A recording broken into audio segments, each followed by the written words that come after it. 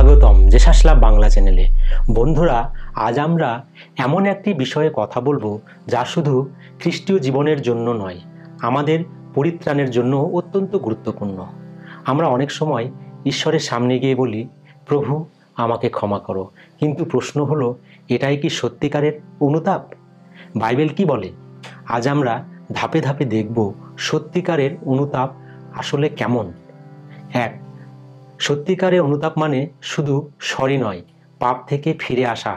বন্ধুরা, সরি বলা খুব সহজ, কিন্তু অনুতাপ মানে শুধু একটি শব্দ নয়।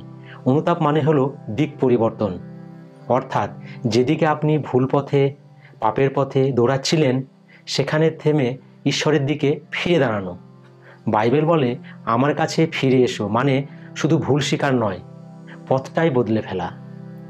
কেউ যদি বলে, আমি অনুতাপ করেছি কিন্তু জীবনে কোনো পরিবর্তন নেই, তবে সেটা সত্যিকারের অনুতাপ নয়। অনুতাপ হলো অন্ধকার থেকে বেরিয়ে আলোর দিকে হাঁটা। 2, সত্যিকারের অনুতাপ মুখের কথা নয়, হৃদয়ের পরিবর্তন। ঈশ্বর আমাদের মুখ দেখে না, ঈশ্বর আমাদের হৃদয় দেখে।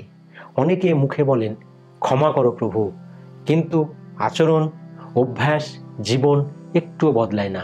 একটা উদাহরণ, একজন বাবা তার ছোট ছেলেকে বলেন, দুষ্টুমি বন্ধ করো।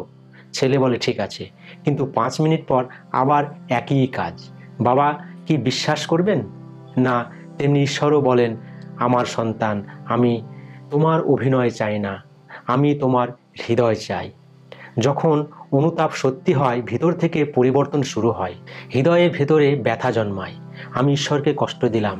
এই অনুভূতি থেকেই সত্যিকারের অনুতাপ জন্ম।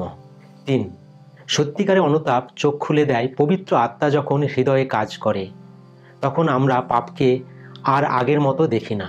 আগে ছোট ভুল মনে হলেও এখন মনে হয় এটা ঈশ্বরকে কষ্ট দিচ্ছে, এটি আমাকে তার উপস্থিতি থেকে দূরে সরিয়ে দিচ্ছে।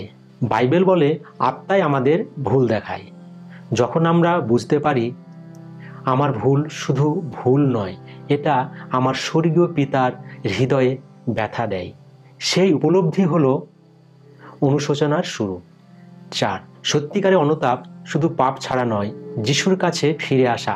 অনেকেই পাপ ছাড়ার চেষ্টা করেন, ভালো, কিন্তু শুধু পাপ থামানোই অনুতাপ নয়। অনুতাপ মানে যিশুর কাছে ফিরে আসা, যিশুর রক্তে ধুয়ে নতুন শুরু নেওয়া। যিশু বলেন, আমার কাছে এসো, আমি তোমাকে বিশ্রাম দেব। অনুতাপ হলো যিশুর কাছে ফিরে যাওয়ার যাত্রা। পাপ ছাড়লেও যদি যিশুর কাছে না যায়, সেই জায়গা ফাঁকা থাকে আর শত্রু আবার ফিরে আসে। তাই সত্যিকারের অনুতাপ মানে শুধু পাপ ছাড়া নয়, পাপ থেকে যিশুর দিকে দৌড়ানো।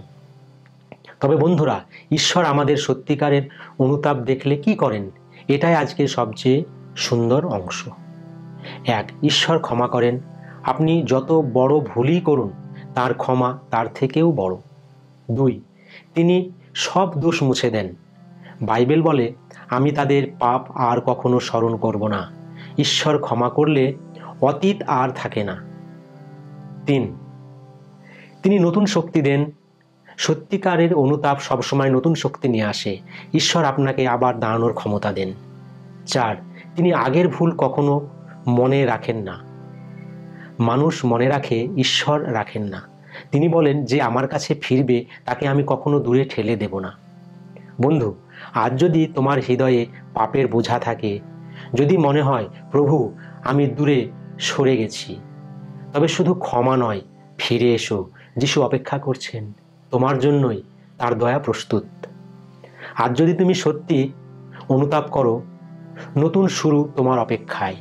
যদি এই বার্তাটি আপনার হৃদয় ছুঁয়ে যায়, লাইক করুন, শেয়ার করুন এবং কমেন্ট করে জানান আপনি কিভাবে ঈশ্বরের সময়ে বিশ্বাস রাখছেন। আর অবশ্যই সাবস্ক্রাইব করুন জেসাস লাভ বাংলা চ্যানেলটি। ঈশ্বর আপনাকে আশীর্বাদ করুন। আমেন।